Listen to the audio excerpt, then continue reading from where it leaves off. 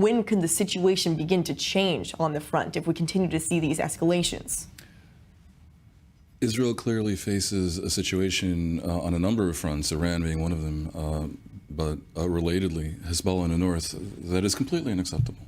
And, the world has somehow normalized this situation of rocket fire coming from another country that that country denies responsibility for, yet no one seems able to do anything about it. So I think what's coming in a post-Gaza reality, and we can discuss how we can reach a post-Gaza reality, but the world is not going to make too many efforts to help Israel as long as Gaza goes on, I do fear. Once Gaza is over, if it ends on terms whereby Israel is looking reasonable, I think it is time to make a series of demands and to expect the West and the G7 and NATO and Israel's purported Sunni would-be allies to really back them and to move to a position of zero tolerance about these sorts of completely inadmissible behaviors, both from Hamas, if Hamas ends up staying in Gaza in one form or another, certainly from Hezbollah, from the Houthis, and also from Iran. I think October 7th was a breaking point that led to a certain reality where you can support or oppose what Israel has done. I think that phase needs to start ending.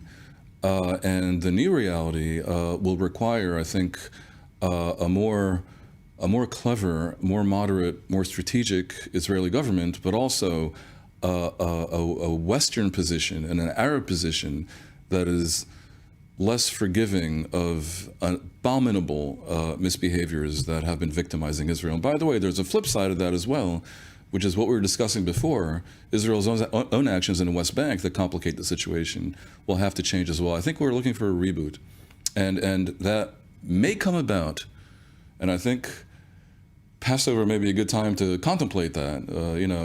It's a celebration of a family and community and renewal and reassessment and liberty and freedom. It may be time to reconsider Israel's policies in Gaza, prioritize bringing back the hostages, suffice with the degradation of Hamas, which has been considerable.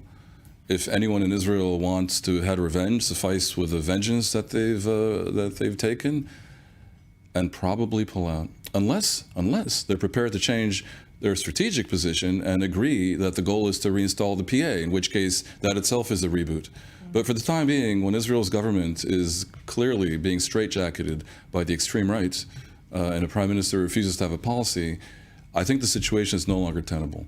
In the day after, when one way or another this current conflict in Gaza is over, I think we're ripe for a very significant reboot. Certainly it could be the case. Dan Perry, I appreciate your analysis on all of these different developing events. Thank you. My pleasure.